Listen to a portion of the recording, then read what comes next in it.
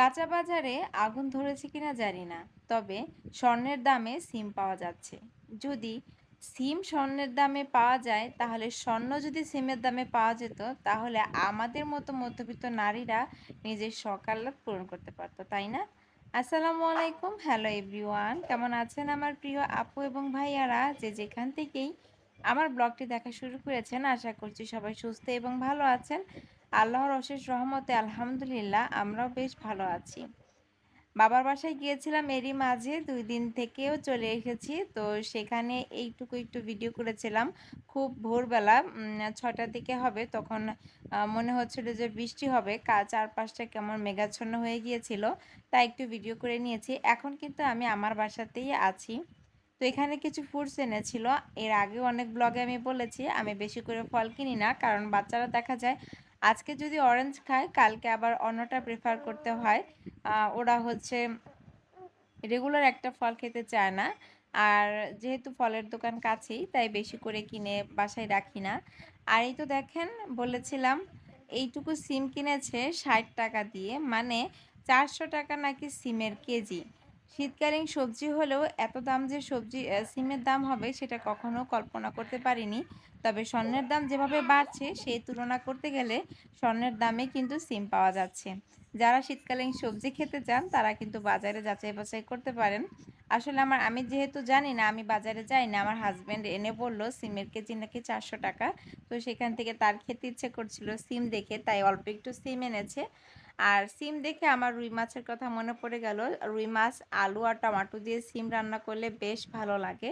তো আমার বাসায় আলুও নেই, টমেটোও নেই, শুধু সিম আছে, তাই সিম দিয়েই রুই মাছ রান্না করব। রুই মাছটা নামিয়ে ভিজিয়ে রাখলাম।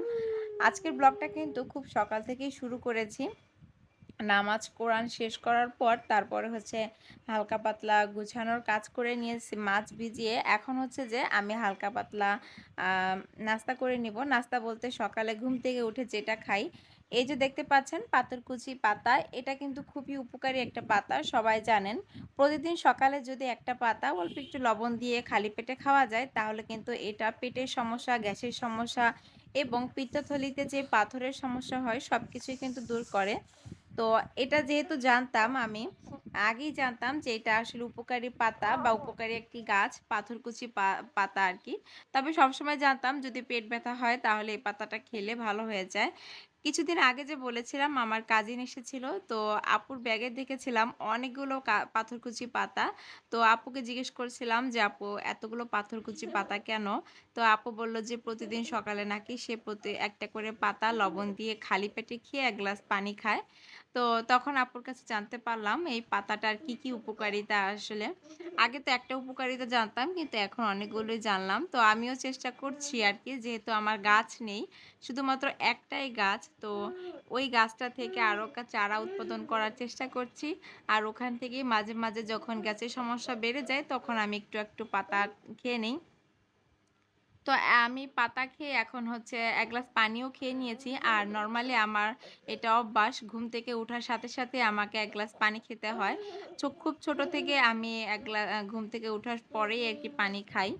তো এখন হচ্ছে যে হালকা কুসুম গরম পানিতে একটু মধু দিয়ে বসে বসে খেয়ে নিব, আর হচ্ছে আপুদের ব্লগগুলো দেখব। আসলে ইদানিং একটু বেশি ব্যস্ততা হয়ে পড়েছি, যার কারণে অ্যাকচুয়ালি কারো ব্লগও ঠিকমতো দেখতে পাচ্ছি না, আর নিজেও ব্লগ দিতে পারছি না। তবে কিছু আপুদের ব্লগ আছে যেগুলো না দেখলে আমার আসলে দিন কাটে না। তবে আমার কিছু খুব প্রিয় প্রিয় আপু আছে। সবথেকে ভালো লাগে আপুর ব্লগগুলো। আমার শ্বশুরবাড়ির এলাকার মেয়ে তিনি। তো নামটা বললাম না, যদি আপু ব্লগটা দেখে থাকেন তাহলে আপনি বুঝতে পারবেন যে আপনার কথাই বলেছি। তো আপনার রান্নাবান্নাগুলো আমার দেখতে ভীষণ ভালো লাগে, আর আপনার কথা শুনলে কেন জানি না খুব বেশি আপন মনে হয়।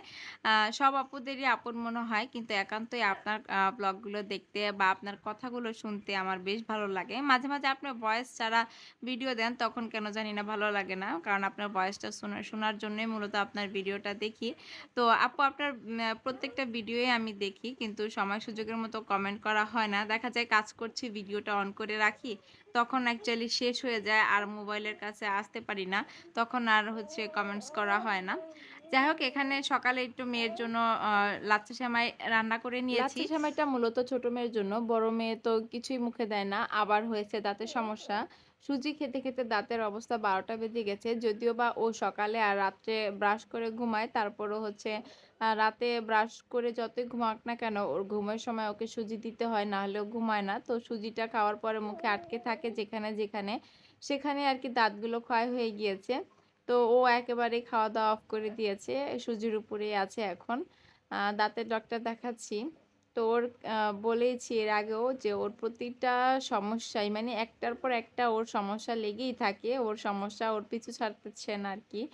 তো যাই হোক এখানে হচ্ছে আ রুই মাছটা একটু কষিয়ে নিচ্ছি। ভালো করে ভেজে নিয়েছি। আসলে এগুলো তো চাষের মাছ। একটু হালকা পাতলা গন্ধ আসে। তারপরও আমি হচ্ছে হলুদ আর হচ্ছে লবণ দিয়ে এগুলো ভালো করে কচলে ধুয়ে নিয়েছিলাম। তারপর গন্ধ ছিল না। তবে হালকা একটু ভাজা হলে খেতে ভালো লাগে। যেহেতু ধনেপাতা নেই, ধনেপাতা থাকলে তরকারির টেস্টটা অন্যরকম লাগে। এখন হচ্ছে কষানো হয়ে গিয়েছে। আমি হচ্ছে এগুলো মাছগুলো তুলে নিবো। মাছগুলো তুলে নেওয়ার পর সিমগুলো দিয়ে কষিয়ে নিবো। আর এদিকে হচ্ছে এই যে সিমগুলো দিয়ে দিয়েছি। এখন হচ্ছে ভালো করে নেড়েচেড়ে একটু কষিয়ে নিবো। শুধু সিম দিয়েই রান্না করেছিলাম। তারপরেও খুব ভালো লেগেছে খেতে। যদিও সিমটা খুব ফ্রেশ ছিল এবং সতেজ ছিল। একদম ফ্রেশ আর সতেজ সিম বা যেকোনো সবজি খেতে কিন্তু বেশ ভালো লাগে। আর এদিকে হচ্ছে পটল আর হচ্ছে কাঁকরোল ভেজে নিচ্ছি হালকা আঁচে। আ এগুলা হচ্ছে জিরা, পেঁয়াজ বাটা, জিরা বাটা, তারপরে হচ্ছে হলুদ, মরিচ, লবণ দিয়ে মেখে রেখেছিলাম। আর এখন হচ্ছে ভেজে নিচ্ছি। খুব সকালে রান্নাটা শেষ করার চেষ্টা করি। কারণ দেখা যায় একটু লেট হলেই গ্যাসের সমস্যা হয়। মানে গ্যাস থাকে না। আবার হচ্ছে পানি থাকে না। তো রান্নাবান্না শেষ করতে দেরি হয়ে যায়। তো চেষ্টা করি ১০ টার মধ্যে রান্নাবান্না শেষ করার জন্য। এদিকে হচ্ছে সিমটা কষানো হয়ে গিয়েছে। আর এই তো মাছ দিয়ে দিয়েছিলাম। তারপরে হচ্ছে যে রান্না হয়ে গেছে। যেহেতু আমরা ২ জনই মানুষ তো বেশি রান্নাবান্না করি না। হালকা পাতলাই করি। এখানে মাছ আর হচ্ছে কাঁকরোল ভাজি। আর এখন হচ্ছে দুপুর ১২টা কি ১১:৩০ বাজবে। তখন একটু ফ্রুটস কেটে নিচ্ছি। আসলে এই সময়টা আমার হাসব্যান্ড বাসায় আসে। তো কোনো ফল কাটলে এই সময়টাই কাটি। এতে করে সব বাচ্চারা আর সবাই মিলে একসাথে ফলটা খাওয়া হয়। তো এই ফলটা হচ্ছে একটু পাকলে বেশি ভালো লাগে। এটা খেতে একদম বাঙ্গির মতো খেতে। কিন্তু বাঙ্গিটা নরমালি মিষ্টি হয় না। এই ফলটা প্রচুর মিষ্টি হয়। যখন একবারে পেকে যায় তখন অনেক বেশি মিষ্টি হয় খেতে। এটা কিন্তু ফুল পাকা ছিল না, আধা পাকা ছিল। তারপরও অর্ধেকটা মিষ্টি লেগেছে। আর অর্ধেকটা যেহেতু একটু বেশি কাঁচা ছিল তো ওটা একটু মিষ্টি কমই লেগেছে। তবুও এটা খেতে কিন্তু বেশ ভালো লাগে। বাঙ্গির থেকে এই ফলটা আমার কাছে বেশি ভালো লাগে। ফ্লেভারটা কিন্তু বাঙ্গিরই আসে। তো এখন আমার সবগুলো ফল কাটা হয়ে গেছে। তো বড় মেয়ে খায়নি। ছোট মেয়ে, আমি আর আমার হাসব্যান্ডই খেয়েছি। মানে আমার বড় মেয়েটা কেমন যেন কোনো কিছু একটু টেস্ট করে না। আর এদিকে হচ্ছে বিকেলের দিকে আ কিছু ভাত ছিল প্লেটে। মানে এঁটো বা খাওয়ার পরে হালকা পাতলা ভাত থেকে যায় বা আরেক কিছু বাড়তি ভাত নিয়ে পাখিদের খেতে দিচ্ছি। খুব বেশিদিন আর এই পাখিদের খাওয়াতে পারবো না। আর খুব বেশিদিন ওই বাসায় থাকছি না। কারণ বাসাটা ছেড়ে দিয়েছি, বাসাটা চেঞ্জ করব। বাসাটায় হচ্ছে অনেক সমস্যা, পানি থাকে না, গ্যাসের সমস্যা। আর নরমালি হচ্ছে আমরা আগে যে বাসায় ছিলাম ওই বাসাটায় চলে যাব। তো এখন ২ মাসের মতো আরকি এই বাসায় আছি। তো এই ২ মাসই পাখিদের খাবার দিতে পারবো। আর হচ্ছে যে ওদের সাথে সময় কাটাতে পারবো। কারণ আমরা যে বাসায় যাচ্ছি ওই বাসায় কোনো বেলকনি নেই। ছাদ আছে, ছাদ আমরা ব্যবহার করতে পারবো। তো এই তো এদিকে হচ্ছে একটু পাখিদের খাবার দিয়ে চা বসিয়ে দিয়েছি। চা খাবো। ঘুম থেকে উঠেছি আরকি। ঘুম থেকে উঠলে একটু হালকা পাতলা চা না খেলে ভালো লাগে না। তো একটু কড়া লিকারের দুধ চা খাবো। কারণ মাথাটা বেশ মানে ব্যথা করছিল। জানি না ২ দিন যাবৎ খুব বেশি ব্যথা করছিল। আর এই যে দেখেন আমার শখের চা ছাঁকনি দিয়ে আজকে চাটা খাবো আরকি। মানে চা খাবো না, এটা দিয়ে চা ছেঁকে তারপর ওই চাটা খাবো। তো আমার খুব শখের আরকি এই চাটনিটা। তাই একটু যখন চাই বানালাম আপনাদের সাথেও শেয়ার করলাম। তো এই তো এখন হচ্ছে চাটা ভালো করে নেড়ে দিব। এটা আমি গুঁড়ো দুধ ইউজ করেছি। বলেছিলাম যে বাবার বাসায় গিয়েছিলাম। বৃহস্পতিবার দিন মেয়েকে ডক্টর দেখানোর জন্য সিরিয়াল দেওয়া হয়েছিল। তো ওদিন আমার বাবাও এসেছিল আমাদের বাসায়। তো আমার বাবাকে দেখে আমার মেয়ে আর ১ সেকেন্ডও থাকেনি। নানু বাসায় যাবো, বাবু যাবো। মানে আমার ভাইয়ের মেয়ে হয়েছে। আ বলেছিলাম এর আগে যে গাজীপুর গিয়েছিলাম ওকে দেখতে। তো ও তো চলে এসেছে। তো এখন বাবু দেখার জন্য আরকি বায়না করছিল। তো তো আব্বুর সাথে বৃহস্পতিবার দিন বিকালে আর কি আমরা মার বাসায় গিয়েছিলাম। তারপর শুক্রবার থেকে শনিবারে চলে এসেছি। তো এই ভিডিওটুকু হচ্ছে শনিবার রাত্রেবেলা মানে আম্মু তেহেরি রান্না করেছিল। সেই তেহেরিগুলো মানে পাঠিয়ে আমার সাথে আর কি দিয়ে দিয়েছিল। সেগুলো একটু রাতের বেলা গরম করে নিচ্ছি। রাতের খাবার হিসেবে তেহেরি হয়ে যাবে।